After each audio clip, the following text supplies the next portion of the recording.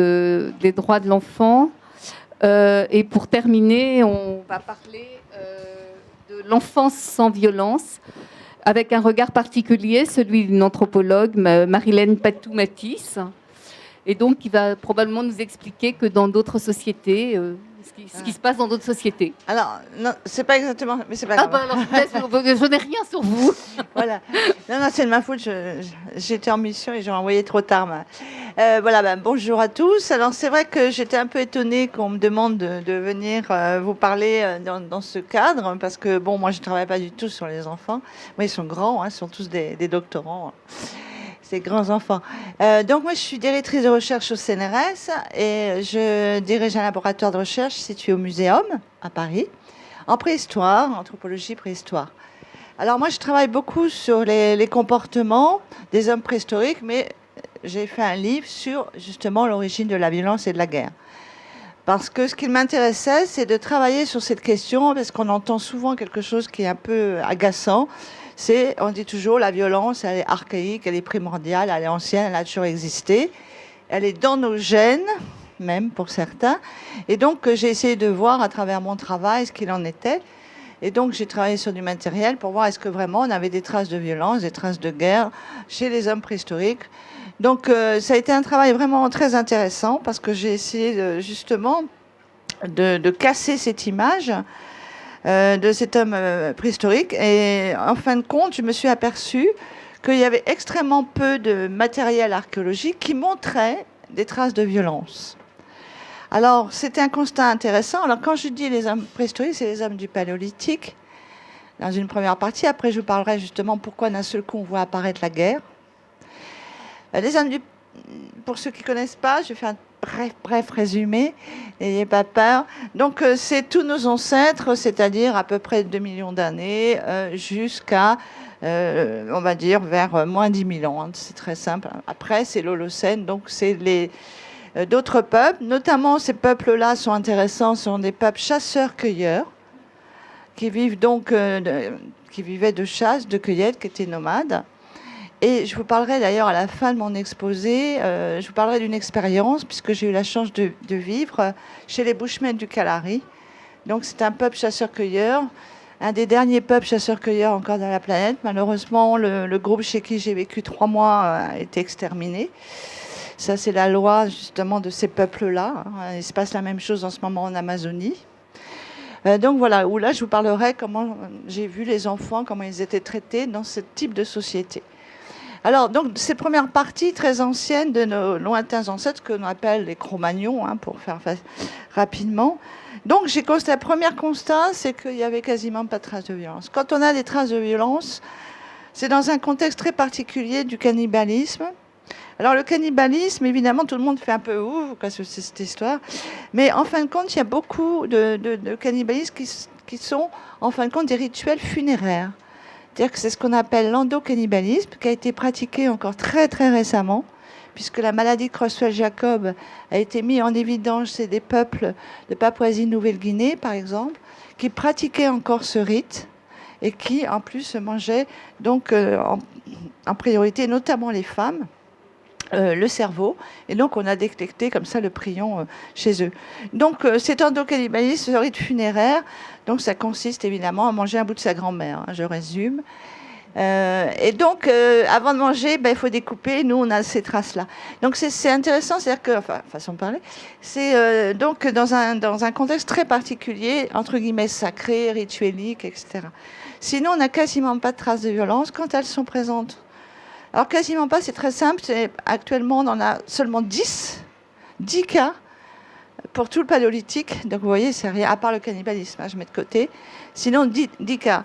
Et on s'aperçoit que c'est toujours un seul individu, que souvent, c'est probablement donc une bagarre, c'est interpersonnel, c'est entre 2 individus. Ça n'a rien à voir avec un conflit entre 2 groupes différents ou à l'intérieur du groupe. Et souvent, d'ailleurs, sur ces 10 cas, il y en a 7, on voit des traces de cicatrisation, donc des blessures à la tête, par exemple, ou des pointes de saguet reçues dans les côtes, etc. On voit des cicatrisations, donc ça veut dire que la personne n'a pas été achevée. Donc on n'est vraiment pas dans un contexte de conflit. Alors sur ces traces-là, en fin de compte, on a un seul cas d'un enfant qui a été blessé, et lui qui en est mort. Donc il avait reçu une pointe dans les côtes, ça avait dû perforer probablement les poumons. Mais sinon, donc, c'est vraiment extrêmement rare. Alors, par exemple, on a discuté sur ces cas-là, qu'est-ce qui s'est passé? Comme c'était un jeune garçon, est-ce qu'il a été blessé, parce que ça pouvait arriver, lors de chasse? Donc là, on ne peut même pas dire que ça, dans un contexte vraiment de conflit, c'est peut-être à la chasse, les chasses étaient extrêmement risquées, et donc probablement il a reçu un projectile, puisque les chasseurs envoient beaucoup de projectiles pour abattre l'animal. Donc, vous voyez, c'était quelque chose de très particulier. On a quelques traces de choc à la tête, mais là aussi, pour nous, il est souvent difficile de savoir si c'est quelqu'un qui a donné un grand coup sur le crâne, ou si cette personne est tombée, s'est cognée dans la grotte, etc. Donc là aussi, on n'a pas des certitudes. Donc, en fin de compte, on n'a vraiment que 10 cas où on est à peu près sûr qu'il y a eu, il s'est passé quelque chose, disons, de l'ordre de la violence. Donc, pour nous, c'était déjà un premier constat. Ça suffit pas. Ça suffit pas, il faut aller regarder au-delà. Alors, ce que j'ai fait, évidemment, j'ai été comparée avec ce qu'on voit plus tard.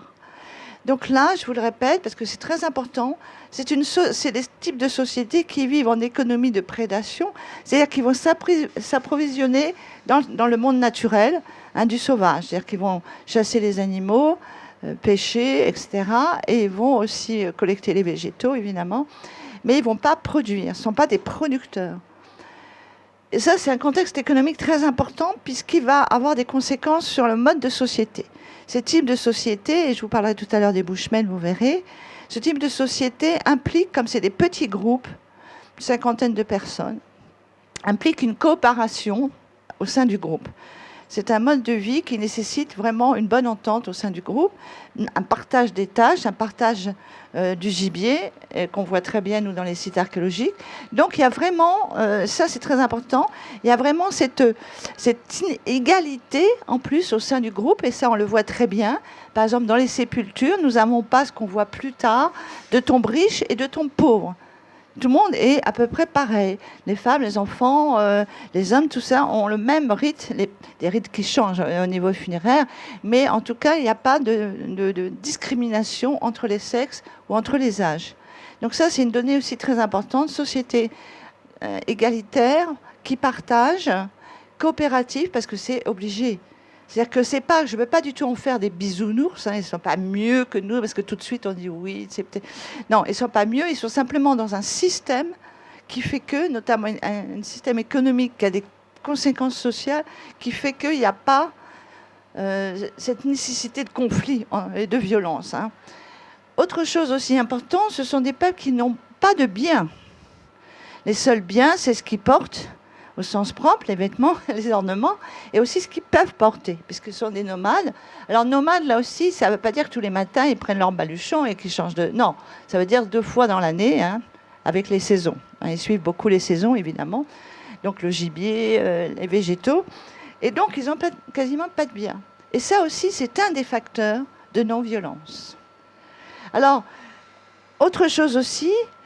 Et là, quand je dis ça, et quand j'ai écrit ça, ça me grince un peu des dents, mais ils n'ont pas de rituel lié à une croyance. C'est-à-dire qu'il y avait sûrement des croyances, l'animisme probablement, le chamanisme peut-être, le totémisme, mais il n'y a pas un culte à une divinité.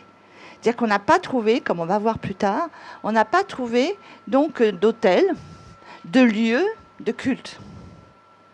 Il n'y a pas de divinité à honorer. Et souvent, la divinité réclame des sacrifices.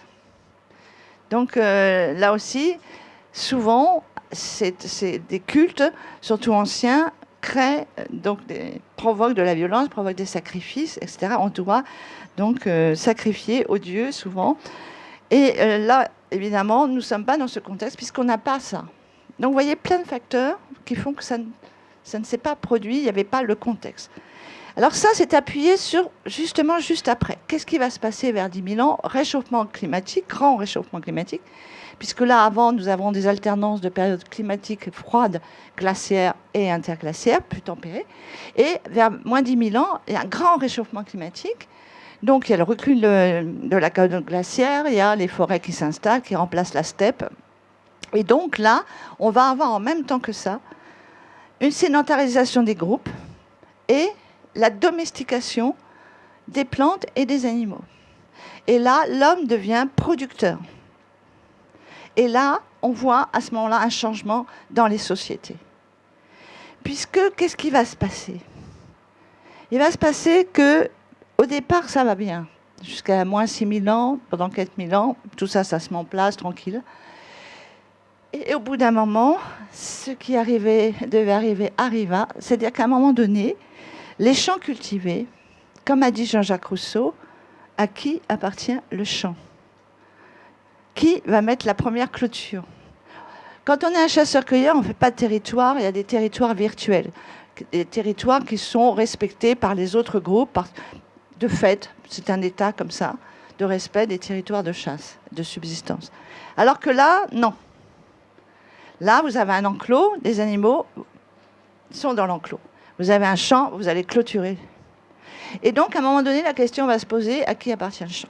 Est-ce que c'est celui qui le cultive? Est-ce qu'il n'y a pas de notion de territoire, de propriété? Il n'y a pas de propriété chez les paléos. Et là, d'un seul coup, évidemment, la question de la propriété va apparaître. Et là, c'est un changement fondamental, redoutable, puisqu'on voit qu'en même temps se développe donc une inégalité. C'est-à-dire qu'on va voir apparaître des gens qui vont posséder. Alors, comment on le sait? Parce qu'on voit apparaître des castes. Les castes des élites, souvent composées comme maintenant, n'est-ce pas? La caste des chefs, évidemment, mais qui est souvent à ces périodes-là chef de guerre. Donc, on va voir arriver la caste gouvernante, caste des guerriers, sur laquelle elle va s'appuyer, et les prêtres. Et donc, on a ce triangle qui va être constitué, ce qu'on appelle l'élite. Et là, on le voit comment? On le voit dans les sépultures. Là, d'un seul coup, on a des tombes de riches et des tombes de pauvres, des tombes de travailleurs. Et on le sait parce qu'on fait de la paléopathologie, c'est-à-dire qu'on va regarder sur les squelettes les traces de pathologie, et on s'aperçoit qu'il y en a, tout va bien pour eux, puis il y en a, on voit que c'est un dur labeur dans les champs. Donc, il y a vraiment cette discrimination et l'apparition de cette inégalité, parce que aussi apparaît donc, au moment de l'agriculture au départ et l'élevage ensuite, cette notion de propriété, parce qu'il y apparaît des biens. Avant, il n'y avait pas de biens, puisque les hommes préhistoriques, ils stockaient, mais ils stockaient pour l'hiver. Un peu de stockage. On fait fumer de la viande de renne, etc. Mais c'est tout. Parce que là, il y a un surplus pour le groupe, parce que les groupes au départ sont encore relativement petits. Il va y avoir un surplus alimentaire. On le voit apparaître parce qu'on a des silos où on va mettre où ils mettaient à ce moment-là les céréales. Et donc, il va y avoir un surplus. Il va y avoir des biens. Et là, c'est là où, bien entendu, aussi, entre ceux qui ont et ceux qui n'ont pas, évidemment, ça provoque des problèmes. Et on voit apparaître donc avec ça vraiment les premières traces de violence. Et c'est vraiment intéressant parce que, si vous voulez, l'apparition de cette violence, elle est bien liée à un changement d'économie, parce que ce changement d'économie entraîne un changement social. Et ça, c'est très intéressant pour nous. C'est-à-dire qu'en fin de compte, cette violence donc, va apparaître avec ça, avec le surplus de nourriture, donc des biens, donc des gens qui vont s'approprier ces biens, des gens qui vont vouloir, au départ, ça devait bien se passer, on gérait, il fallait bien quelqu'un, il y a toujours eu des gens qui ont des âmes de chef, et des natures de chef, c'est pas, voilà, il y a les premiers de cordée. Et donc, évidemment, au départ, ça va, parce que tout ça est à peu près quand même encore équitable. Mais petit à petit, évidemment, l'appropriation des biens, et tout va créer des problèmes. Et nous, on voit apparaître donc ces premiers conflits qui sont des conflits intracommunautaires, à l'intérieur des communautés. C'est des conflits internes, justement à cause de cette possession.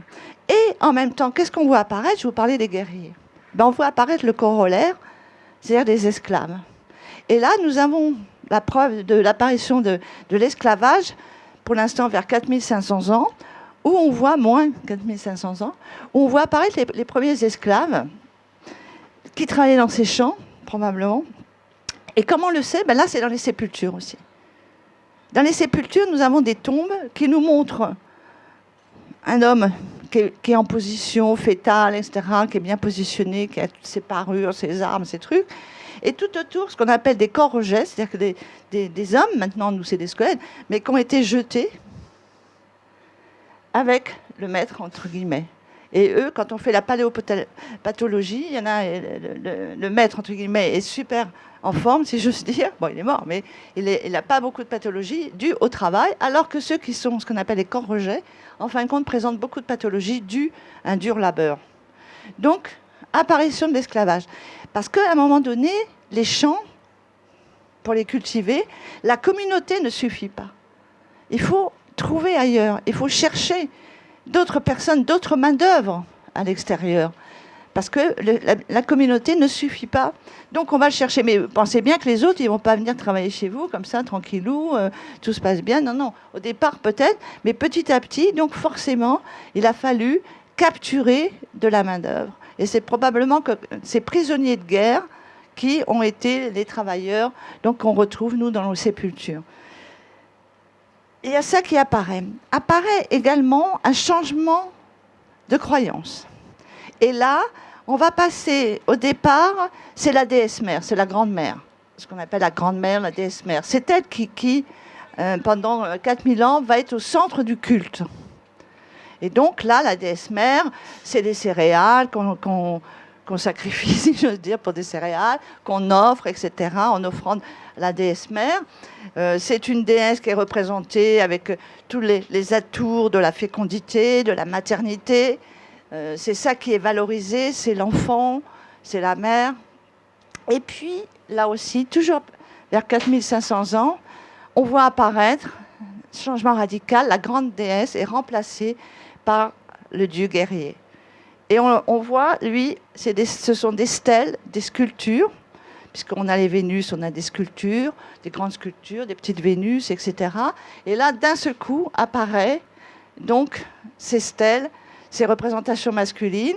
Quand c'est sur des peintures, elles sont toujours plus grandes, et puis toujours en guerrier, c'est-à-dire armées. Et là, c'est pareil, sur les stèles, on voit des divinités qui ont toujours un poignard, par exemple. Donc là, on est dans un autre registre, beaucoup plus viril, très masculin évidemment, et très viril, et beaucoup plus violent. Et là, on voit apparaître aussi les sacrifices. En même temps, donc on a un changement de filiation. Avant, les filiations sont de type matrilinéaire, c'est par la mère. D'ailleurs, certaines sociétés, même pendant les périodes historiques, ont conservé ce côté matriarcat, entre guillemets. J'aime pas ce terme parce qu'il n'y a pas eu jamais de dominance de la femme sur l'homme, mais disons matrilinéaire, c'est-à-dire l'importance de la filiation par les femmes, qui est héritée du paléo. Pourquoi ? Parce qu'au paléo, dans un clan, pour qu'il y ait du succès, pour que le clan vive, parce que c'est quand même des petits groupes, il faut qu'ils s'entendent bien avec les autres groupes. Donc on a mis en évidence par la génétique, parce qu'on fait beaucoup d'ADN ancien maintenant, qu'il y avait ce qu'on appelle la patrilocalité. C'est les femmes qui quittaient le clan et qui allaient dans un autre clan. Donc elles étaient locutrices, c'est important, de la langue, des dialectes, et aussi porteuses de la culture d'où elles venaient. Donc ça, c'est très important. Je trouve que c'est quelque chose de très intéressant par rapport à la femme. Et évidemment aussi, tout le monde allait avec tout le monde, si je peux me permettre. C'est-à-dire qu'il n'y avait pas de famille. La famille, c'est la familia, c'est romain, ça apparaît surtout avec les Romains. C'est une structure qui comprenait même les esclaves chez les Romains.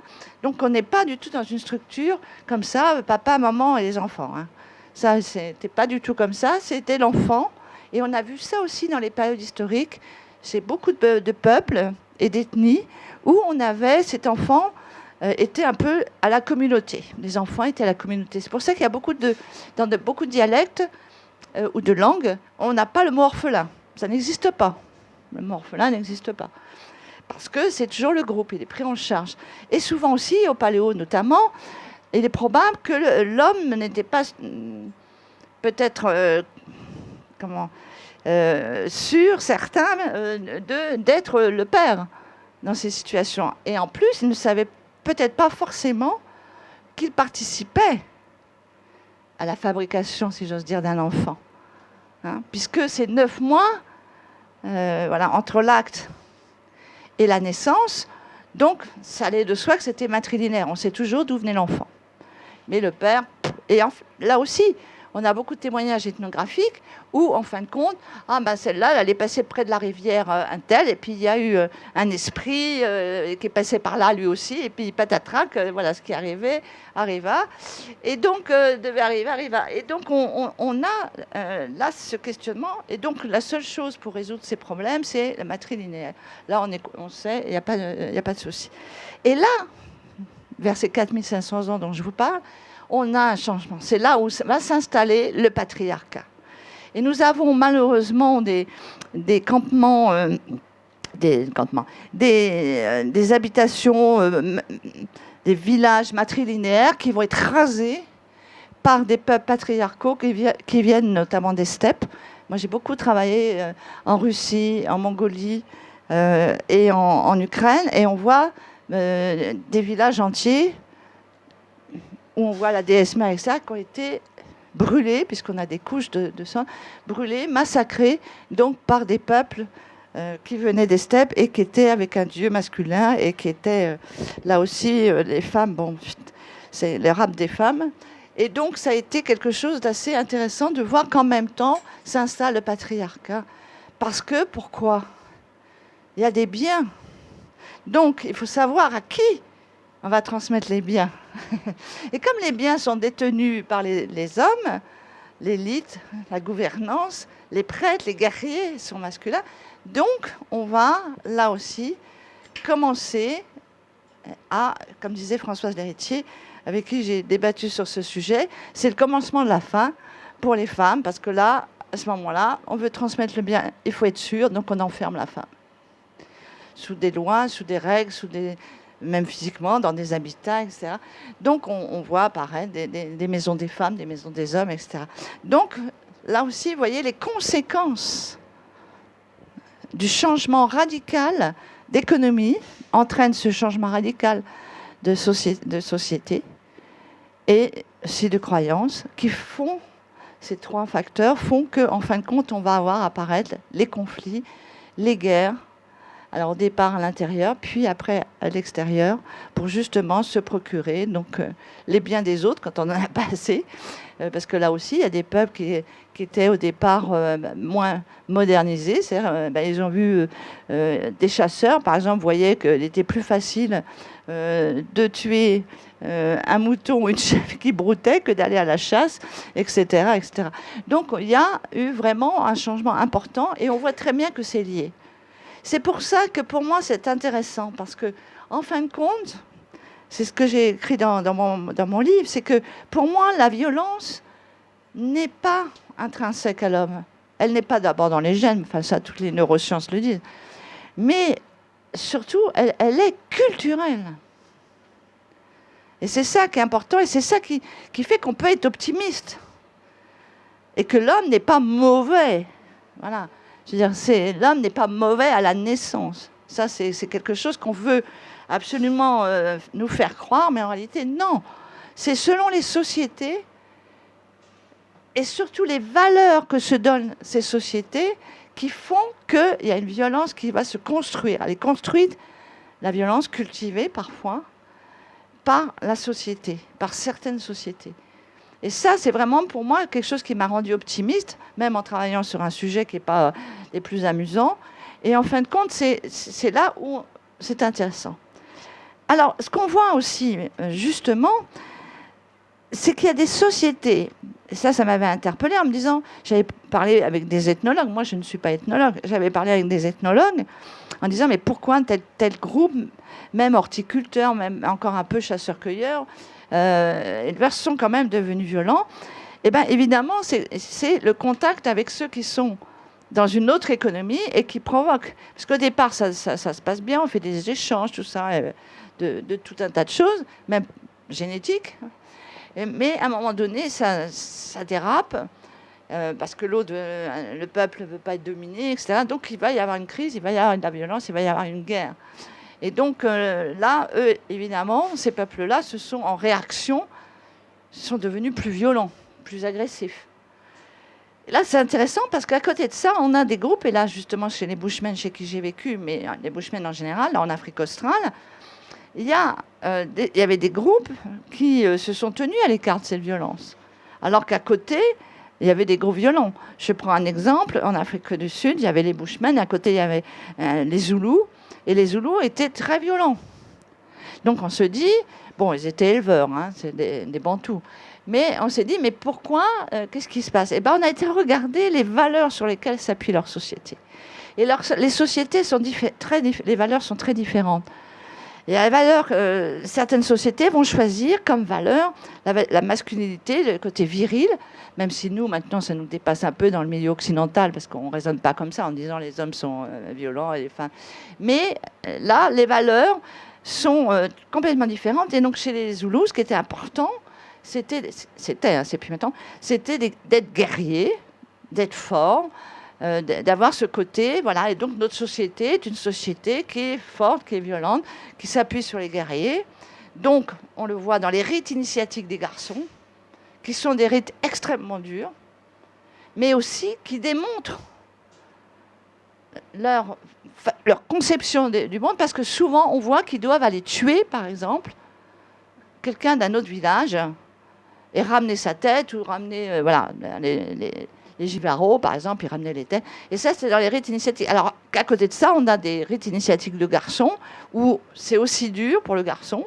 C'est-à-dire qu'il doit aller, par exemple, dans le désert, tout seul, et se nourrir, et arriver, voilà. Ou bien, dans certaines sociétés amérindiennes, aller chercher une plume d'aigle, et tout. Bon, des choses pas faciles, qui demandent des risques, ou tuer un grizzly, ou enfin... Donc, il met là... la violence presque sur la personne, sur le jeune, hein, pour passer à l'âge adulte, mais qui ne porte pas une valeur en disant il faut que tu tues quelqu'un d'autre. C'est toi qui dois vaincre toutes ces difficultés, hein, se nourrir dans le désert du Kalahari, je peux vous dire que c'est pas facile. Et donc, on voit très bien que c'est différent. Et qu'est-ce qui se passe, puisque les valeurs sont différentes sur lesquelles reposent ces sociétés, ben, ils ont une relation à la violence complètement différente. Et ça, c'est aussi intéressant et source d'espoir. Selon les valeurs sur lesquelles nous allons nous appuyer dans nos sociétés, nous pouvons modifier. Nous pouvons éviter certaines violences. Ce qui est important aussi de voir, un autre facteur de violence, et on le voit très bien entre les paléos et les néos après, et ceux de l'âge des métaux, c'est-à-dire les Celtes et tout ça, c'est qu'on va avoir aussi quelque chose qui va provoquer là aussi des conflits, c'est la démographie. C'est-à-dire que là, il est clair aussi que si vous avez un système de démographie, elle augmente au niveau local. Si vous dites, vous allez essaimer, c'est-à-dire que votre groupe, à un moment donné, va se dire, bon, on est un peu trop nombreux, on n'arrive plus à vraiment gérer ça d'une façon équitable entre tous. Donc ça va essaimer, c'est-à-dire qu'ils vont se couper en deux, et puis un groupe va partir ailleurs. C'est comme ça qu'il y a eu les migrations, hein, parce qu'on est tous partis d'Afrique et on a été dans tout le monde entier. Donc il y a eu ces essaimages. Et puis par contre, dans certaines sociétés, cette augmentation de démographie a provoqué une crise démographique. Parce qu'on sait très bien que la surpopulation provoque de la violence, engendre de la violence.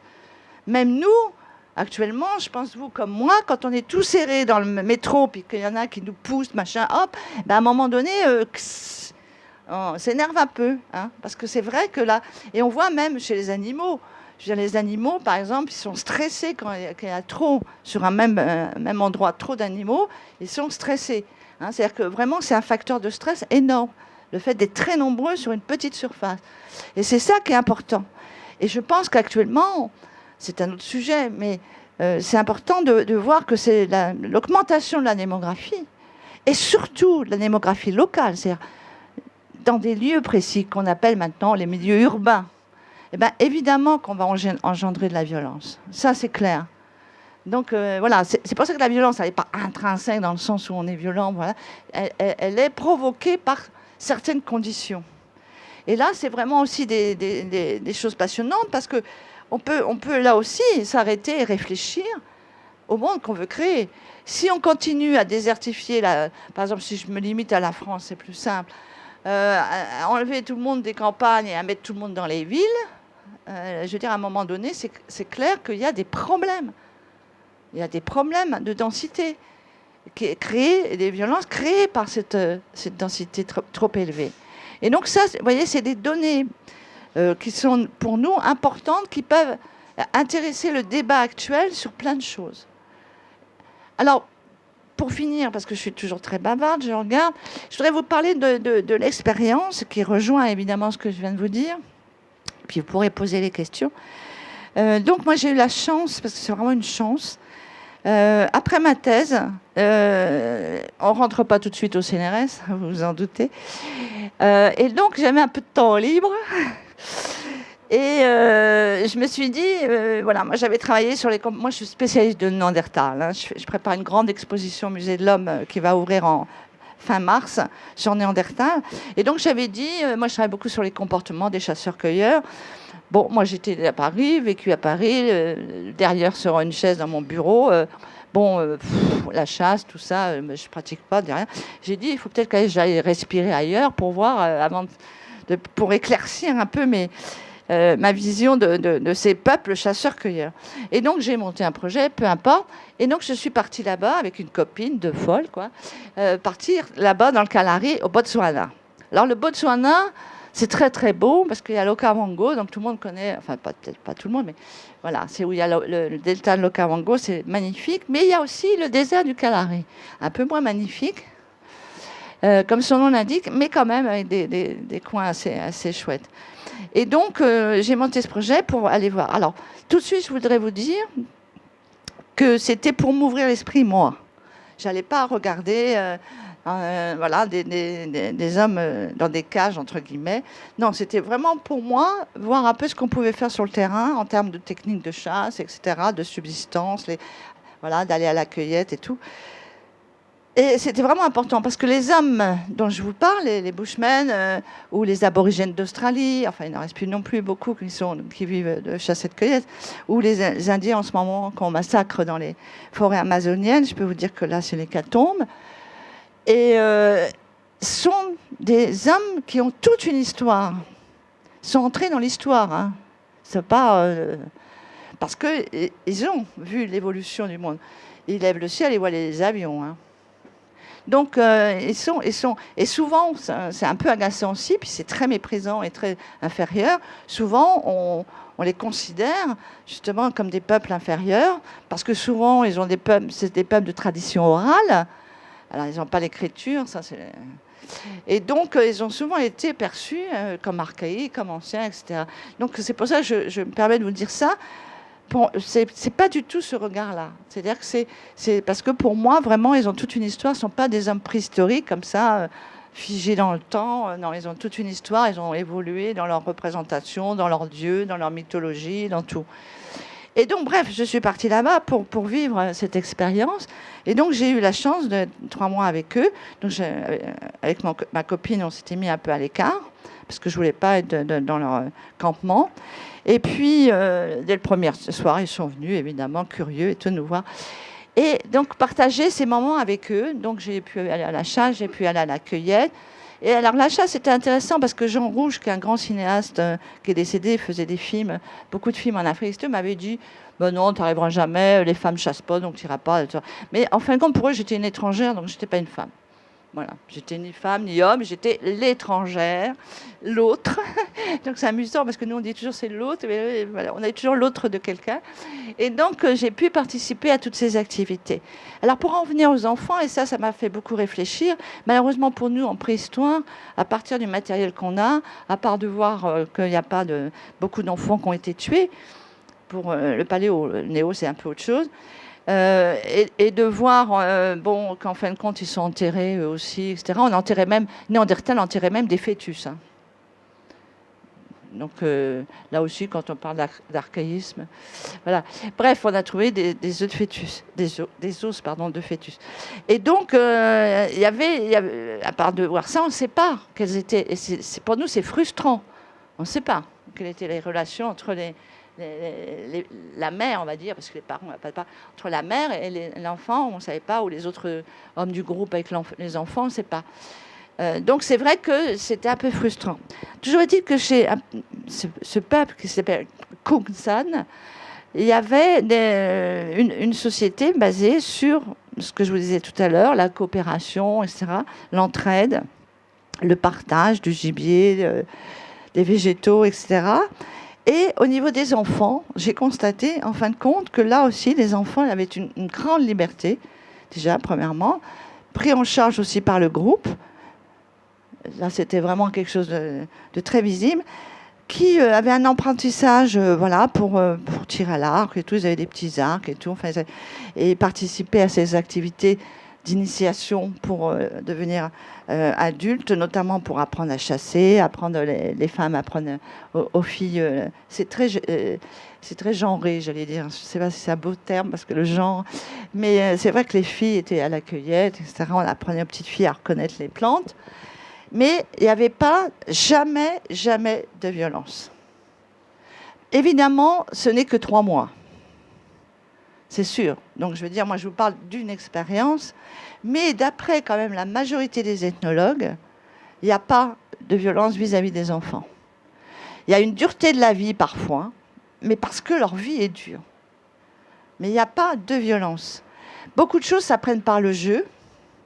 Donc, notamment l'adresse, par exemple, et tout. Il y a des jeux de ballons. Mais là, bon, c'est une balle un peu spéciale. C'est ce qu'on appelle une espèce de noix, une grosse noix de mongongo. Bon, ben voilà, on joue, ou des gros tubercules. Bref, on apprend beaucoup par le jeu. Et ça, c'est intéressant. Et on voit aussi que jeu, danse, chant, tout ça est lié. C'est-à-dire qu'il n'y a pas... comme chez nous, des compartiments, des tiroirs. Alors ça, c'est la danse. Là, non, là vraiment, tout est un peu, parce que souvent dans ces jeux, on chante, on danse. Vous me direz, nous aussi, des fois, on chante à la ronde. Là, on fait pas. Mais en tout cas, on voit tout ça. Et par rapport ce qui m'avait frappé, parce que j'avais quand même préparé mon voyage, j'avais lu beaucoup de choses sur eux et tout, et il y avait eu des expériences, pas sur ce groupe qui était resté dans leur culture vraiment de peuple chasseur-cueilleur, un petit peu éloigné de la modernité, mais d'autres groupes, c'était déjà dans le Bushmanland, en Namibie, installés. C'est là où d'ailleurs ils avaient été chercher l'acteur pour Les dieux sont tombés sur la tête, hein, c'est lui qui reçoit la bouteille de coca, là. Et donc, ils avaient mis en évidence, ils avaient fait des expériences avec des jouets. Ils avaient ramené des jouets d'Occident, sexués, et ils les avaient disposés, et les enfants étaient tous venus, et les filles avaient pris des jeux de filles, et les garçons des jeux de garçons. C'est terrible, enfin, pour moi. Et là, alors que, voilà, c'était pas marqué, ils avaient eu des jeux c'était assez, bon, voilà, c'était une analyse qu'ils avaient faite. Alors voilà ce que je pouvais vous dire en résumant, parce que je voudrais vous laisser la place aux questions. Ce que je pouvais vous dire, donc s'il y a d'autres compléments, j'ai sûrement oublié plein de choses, donc n'hésitez pas. On n'a pas entendu de mouche voler, mais et vous voyez, le wagon s'est rempli. Hein. Oui. C'était, voilà, on est un peu scotché. Je ne sais pas si vous avez des questions. Ah oui, il ne faut pas hésiter, hein, parce que j'ai oublié sûrement plein de choses. C'est ce que je voulais vraiment vous faire. Enfin, vous avez l'art de raconter, franchement, hein, bravo. Moi, oui, mais alors du coup, est-ce que vous avez une idée de l'explication de la violence sur les enfants? Parce qu'il n'y en a pas, mais maintenant il y en a. Donc, oui, parce que je pense, si vous voulez, que le changement de vision des choses, c'est-à-dire ce changement, le fait que ça soit moins égalitaire. En fin de compte, on pense toujours égalitaire, comme ça, au sein d'un groupe, mais aussi par rapport aux enfants, je pense que ça a dû jouer aussi. C'est-à-dire que d'un seul coup, le côté patriarcal, le côté, en fin de compte, voilà, c'est moi qui dirige, j'ai la maîtrise des biens, j'ai la maîtrise donc de la famille, parce que la famille va s'installer. On voit apparaître bien sûr aussi les familles. Et donc là, je pense que ça a beaucoup joué. C'est-à-dire que avec le fait de dire il faut qu'il y ait une vision maternelle, mais aussi une vision masculine. Et je pense que ça a été déjà, dès le départ, ça a forcément sexué les relations. C'est-à-dire que la division sexuelle, moi je dis aussi sexuée du travail, en fin de compte, a dû apparaître à cette période-là. Alors qu'avant, ou dans les sociétés, les quelques rares sociétés qui restent, il y a ce côté où on partage tout, on partage les tâches et tout, en fonction de ses aptitudes. Bon, on sait qu'un enfant, il y a des choses qu'il peut faire et pas faire, donc on ne va pas avoir une autorité sur lui pour qu'il fasse des choses qui va le mettre en valeur ou qui va bien représenter la famille à laquelle il appartient, etc. Là, il y a plus la notion de groupe et la reconnaissance du groupe, mais pas la reconnaissance d'une personne dans ce groupe, notamment une personne qui est le chef, par exemple. Donc je pense que c'est quelque chose qui, à mon avis, a dû énormément jouer. Mais je crois qu'on a souvent oublié, et là je suis désolée pour les messieurs, mais souvent oublié quand même que l'apparition du patriarcat a eu des conséquences très fortes sur l'éducation des enfants.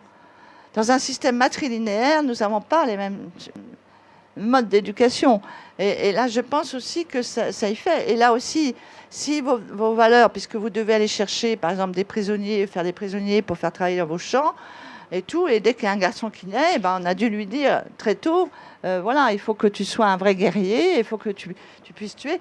Et il y a des peuples en Papouasie-Nouvelle-Guinée au XVIIIe siècle, au XIXe siècle, qui, en fin de compte, le garçon, il naissait, il savait que soit il allait tuer pour manger le gars, soit c'est lui qui allait mourir et être mangé.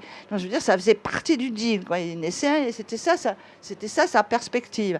Donc, c'est sûr que là, vous n'avez pas la même façon d'éduquer votre enfant. C'est-à-dire que, et je pense que c'est pour ça que bien sûr qu'il y a des violences, parce qu'il y a presque des pathologies, des gens qui ils ont des problèmes psychiatriques.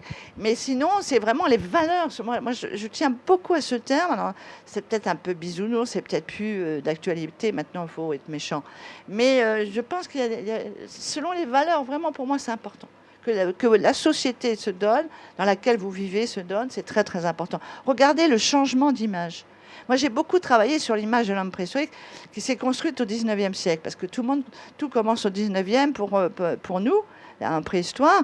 Et là, on voit, quand on voit le 19e siècle, c'est quoi? C'est une période où des savants vont faire ce qu'on appelle l'échelle des êtres humains, c'est-à-dire qu'ils vont classer les races humaines en fonction de leur proximité, je parle là anatomique, avec les grands singes, et on va faire les races inférieures. Il y aura les plus inférieures des inférieures, il y aura les Bushmen, là c'est les plus proches des singes, les Hottentots, les aborigènes d'Australie, et évidemment après le noir et tout, et le blanc tout en haut et tout. Et Galton, le père de l'eugénisme, lui, il était encore plus fort, parce que dans son échelle des êtres, lui, c'est comme il était anglais et aristocrate, c'était l'aristocrate anglais le plus haut. Vous voyez, comme quoi on peut aller toujours plus haut. Bref, on classait comme ça ces races, et là, c'est évident qu'à cette période-là, tout ce qui va être créé dans l'imaginaire de ces périodes, s'enracine là. On va donc créer la vie des hommes préhistoriques, de nos ancêtres, qu'on vient de découvrir, etc., sur ce modèle du 19e siècle. Donc, là, on va faire des représentations de la vie des hommes préhistoriques comme la société bourgeoise de l'époque. C'est-à-dire que colonialiste, donc voilà, et puis aussi la femme, elle balaye la grotte, quoi. Enfin, je veux dire, leur imaginaire est très limité, puisque c'est limité à leur société, parce que la femme n'avait le droit de rien, à part faire des enfants. Donc c'est pour ça que cette image aussi de l'homme violent vient de là. Parce qu'ils ont voulu non seulement nous séparer en races, et tout pour pouvoir coloniser, je veux dire, pour donner des arguments à la colonisation, notamment, et à l'esclavage. Et aussi, ce qu'ils vont faire, c'est qu'ils vont, et on est toujours dans cette vision, ils vont créer aussi une vision de l'évolution progressive et unilinéaire. Ça veut dire quoi? Ça veut dire que ce qui est avant nous, c'est moins bien que nous. On ne dit pas que c'est nous moins bien que le futur, parce que là, on s'arrête. Mais on dit c'est mieux. C'est-à-dire qu'on a toujours cette vision, c'est ce qu'ils appellent le progrès. Voilà. Et donc, je pense que nous, maintenant, ce qu'on appelle le progrès. Et en fin de compte, cette vision-là est très négative aussi. Parce qu'on s'aperçoit que non, que toutes les sociétés, d'abord, c'est buissonnant, c'est pas unilinéaire. C'est pour ça qu'il y avait encore des peuples chasseurs-cueilleurs il n'y a pas longtemps. Et qu'il y en a qui essayent de maintenir cette tradition. Les Inuits sont retournés, certains groupes maintenant sont retournés à la chasse. Ils ne voulaient plus être dans leur camp, là où ils mouraient d'alcoolisme et de sida. Et donc, il y a vraiment quelque chose qui, là aussi, est très, très fort. Et nous, on appelle ça maintenant aussi le progrès, ou comment on dit, la croissance. Toujours plus de croissance. On ne sait pas pourquoi faire, mais toujours plus de progrès et toujours plus de croissance. Voilà. Je suis contre le post-humaniste, je vous le dis tout de suite. Merci beaucoup. Vraiment, merci.